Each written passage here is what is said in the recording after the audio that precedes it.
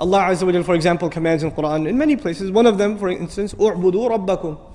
U'budu rabbakum. Enslave yourself to your master.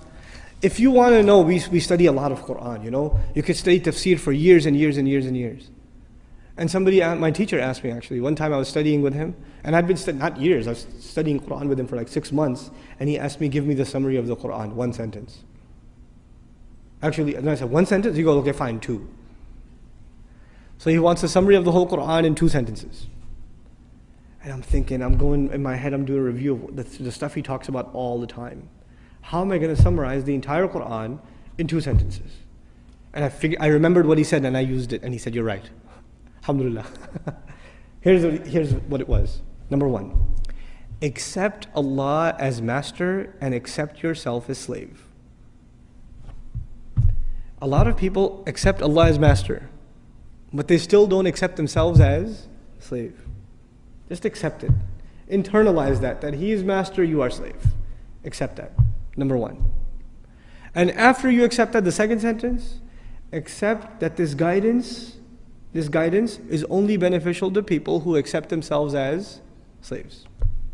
That's it. You say, Iyaka na'budu, you accept yourself as slave. Then what are you ready for? Ihdina sirat. Guidance. Slavery and guidance is the summary of the entire Quran. The Quran began with slavery, Iyaka na'budu. It begins with slavery, and at the end, again, he calls himself master, which alludes to us as what? If he's the master of the people are his slaves. Ends with slavery. So this is the heart of the matter. A lot of people have no hard time accepting Allah as the creator. That's okay. That's not the hard part. Or accepting Allah as merciful, or as wise, or as powerful, or as one. All of that stuff's easy. Because you know, if you accept Allah as one, there may not be any implications on you. Allah is one, that's nice, I'm still going to do what I'm going to do. Allah is really merciful, great. I still have my life. But if you say Allah is master, then what does that make me?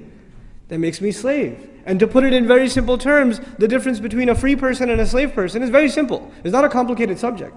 The difference between a free person and a slave person is, a free person does whatever he or she wants. What does a slave do?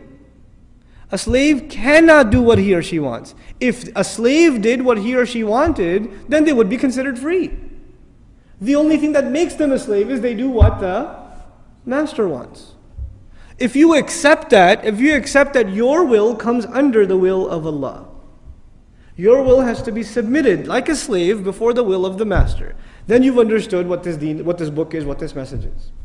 That's the summary of this message. It sounds very simple. I mean, it takes 5 minutes to explain, but internalizing that is a lifelong struggle.